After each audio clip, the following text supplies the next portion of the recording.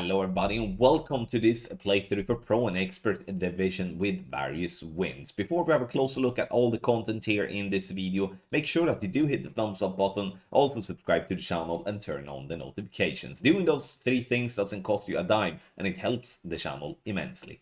For those of you that do want to invest more in your game and become a better player quicker, then you can scan the QR code here on the screen or use the link that is in the description down below. Patreon.com/GoldClashTommy. And for those that are looking for more free content as well, our website goldclashtommy.com is the place where you can find loads and loads on loads of free content to learn from. Follow the info box on the right hand side to get to the club distance adjustment, elevation adjustment, also a ball and club type I suggest you to play with. Have in mind that those are all suggestions and you don't have to follow it if you don't want to, but there's always a plan behind it. So let's go to hole number one.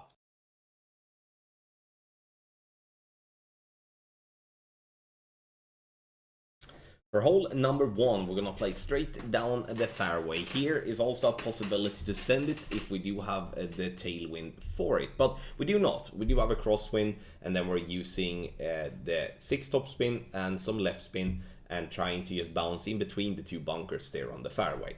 Maximum distance plus 10 for the adjustment, and once we have adjusted, we are going to, if we do pull into overpower, we should be using whatever overpower we adjust into. You can obviously decide to go max overpower here as well and push it even further, but that's going to make you have a much shakier needle. In headwind, especially using a ball with more power is definitely something to be suggested as well. That will help making the drive easier. You can obviously reach longer, and then the second shot will be fairly, not fairly easy, it will still be a short turn towards the pin. Now, second shot, there is a difference here from bouncing on the green with your first bounce or bouncing on the fairway with your first bounce. The difference is the height of the second bounce. So the higher the second bounce is, the more effect the ball will have once it hits the ground to it hits the second bounce. So therefore, this type of shot's going to be needed to be played like around 30 to 35% elevation, not the 20 that I'm playing. But in many of the cases, like in straighter winds and stuff, then 20% elevation is perfect. Whereas if we're playing on green, it's going to be all from 0 to 10% elevation on the second shot. So it's very important that you somewhat find what works for you. And if you have the possibility, land on green instead of landing on the fairway before the green with your second bounce. Sorry, first bounce, not second.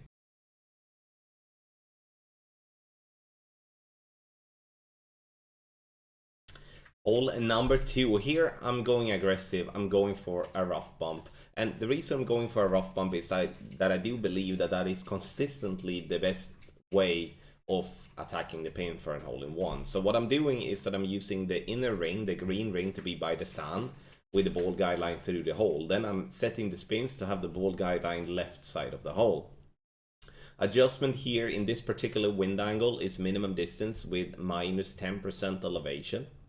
And obviously when it comes to rough bumps like this, making bad execution errors or hitting bad grades will obviously be danger. And that's why whenever I'm suggesting shots like this, I'm always suggesting to play a different shot as well if you do feel uncomfortable with this type of play. You can always bounce on the fairways before the rough on the left. You can always do that by using the pad on the right as well. I mean, there's different ways of doing so. I'm not saying the rough bump is going to be in every time, but with a perfect ball, you will always be super close, if not getting it to drop.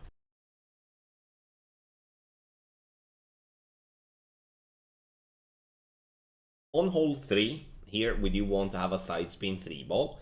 I would recommend to play with a kingmaker in headwind always. But when it comes to tailwind, you can go with a katana if you like, because the katana has this 3 side spin, and on the second shot, as we're not playing with much elevation, it's going to give us still a very good chance for a drop. Max plus 10 with adjustment, 3 right spin and some top spin. We're not looking to get too far here, and that I think is a very important lesson for those of you that do not recognize this hole before or just don't know how to play this hole. We do want to be positioned before the bunker, more on the right side of the fairway, because what we're gonna do is that we're gonna use the rough bump that is here. And the reason we're going to do that is because there's a massive funnel. And funnels in Golf Clash is heaven. Because if we are moving left and right here with our ball guideline, you can see here that the ball guideline is somewhat stuck. And means that we do have, a decent amount of room for error when it comes to a shot like this. So I'm using spins here to have the ball guideline in the way I want, which is fairly straight. I like that type of way more, especially with wind coming right to left, compared to if I would be having a more curved ball guideline. And that is due to the tailwind mainly. No elevation and true club distance. We are hitting the rough. We are going into the funnel. The ball looks like it's going to stop short, but it's not. Rolls down the green and dropping a dead center for a lovely albatross here in hole number 3.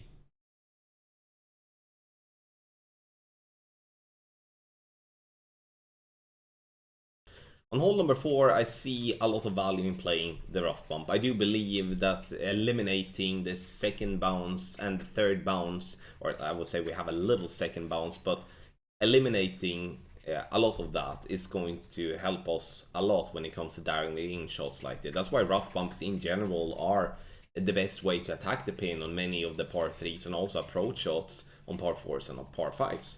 20% elevation, and here it's all about what type of wind direction you have. It can be medium distance, can be max distance as well when it comes to the club distance that we're choosing.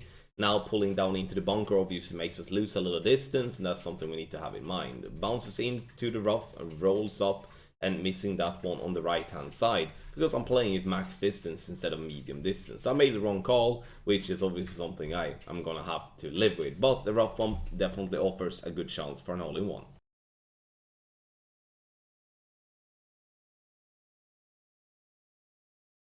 On hole number 5, I want to highlight ascend it, because obviously if we do have a tailwind, we're gonna send it.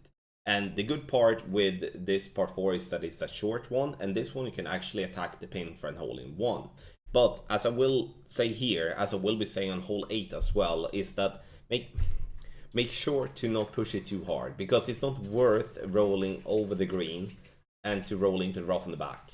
Because that would just create a scenario where, alright, you pushed it and you got into the rough and then it's tougher to hit perfect, obviously. It's better then to play a controlled way where the most likely outcome is that you do get short. But in the best of all the scenarios, you do get that little glitch roll that will roll you onto the green and you have a look for the hole-in-one. Then that is exactly what I'm doing here now. You can see I'm short of the hole, super short wedge, which will allow me to lock in the eagle easily. I'm counteracting the risk of getting a glitch roll, which in this case would give us a look for the hole-in-one, but it will never roll into rough on the back. Maximum distance, no elevation. I'm pushing up to max and using topspin to I'm using topspin depending on wind strength to give myself the drive distance I want.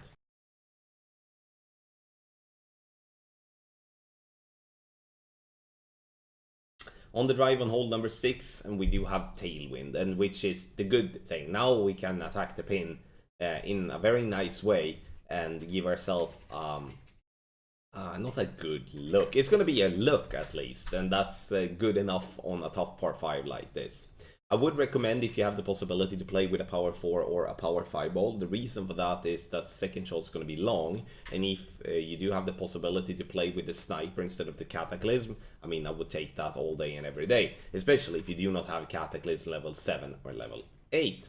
Max plus 10, I'm using max OP with a slow needle. I do want to get to a specific distance, because that's one of the tricky parts with this hole as well, is that it's very easy if using too much topspin to either have dead bounces or have a glitch roll, and then the difference in yardage of your drive might be all the way up from 20 to 30 yards. And that's very difficult to dial in. Now on the second shot is going to be somewhere between medium and maximum distance, and using a club with a good ball guideline is crucial if you're gonna give yourself a chance for a drop. Adjustment is going to be 20% elevation, and then either, you know, medium or maximum or somewhere in between. Again, depends on where you are in your club range. Great ball, unfortunately, but you will see you see the trick. You see what I'm doing? It hits the rough and it rolls left of pin, where a perfect would have been closer. Not sure it would have been in though, but it would have been closer, and this rough bump offers a chance for an Albatron, but super tough Alba to get. Not many will get it.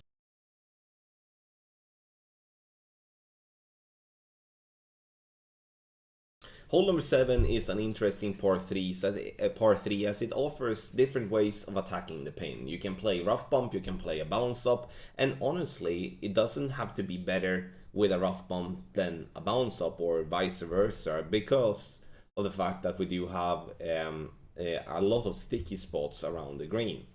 So find your way of playing and stick with that. Here I'm using a rough bump and adding spins to get the ball guideline through the hole with the red ring to be by the sand and the rough line. Adjust medium distance plus 10, which is 1-1. I'm also using a slight 12-1, and the reason I want to highlight that is because I'm adjusting up to a higher precision, and therefore I'm going to gain more distance. So to compensate for that, I'm using a slight 12-1 to pull myself a little further back when I'm pulling my rings. Getting it to drop nicely for an hole-in-one here. This par 3 is not easy, or let's say like this, it can be easy. If you find in the correct spot, then it could be money one. But if you're finding the wrong spot, this could be actually kind of hard.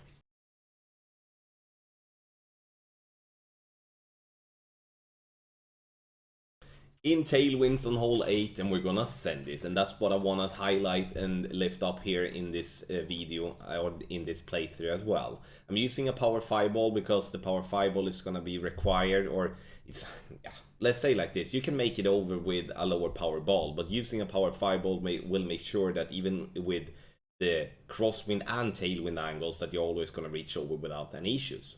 We do want here to find a way of playing a controlled send it. We're not really going for the pin, we're going to get close to the green. I personally like to try to play from being short of the green for one other reason as well. And the reason for that is that if we do get the ball to go onto the green, there's literally no fairway behind the green. It's rough immediately. So if we are pushing too hard and getting ourselves to be past the green, you can see how quickly the rough comes, then we might roll into the rough immediately, and that's not something we want to do. Then it's better to control it, be a little bit shorter, have a short wedge, and lock in the eagle. If we do have a headwind of tee or a crosswind, you have to lay up, but then it's just a standard layup. You bounce up and then you play a short iron or a long iron to pin.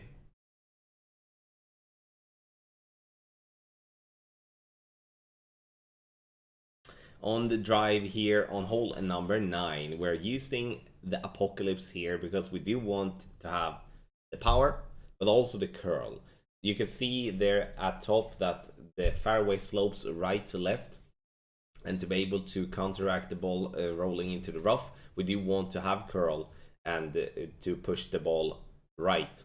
Here I'm using a Kingmaker, but using a ball with more power will most definitely be the better way to go, because it will help you on the second shot, and most importantly will help you if you're not having tailwind on the drive.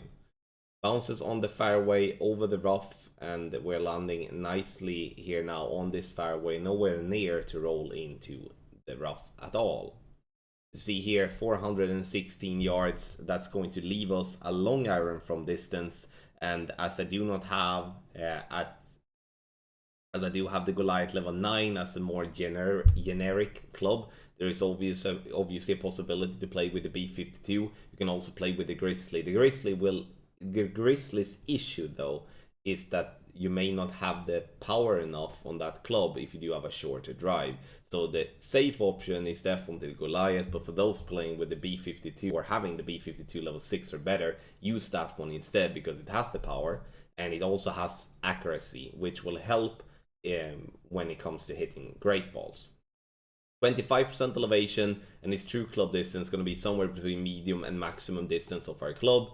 And a perfect ball here will offer a good chance for an albatross from distance. Bounces into the rough, rolls down, and we're getting it dead center for an albatross here on hole number 9.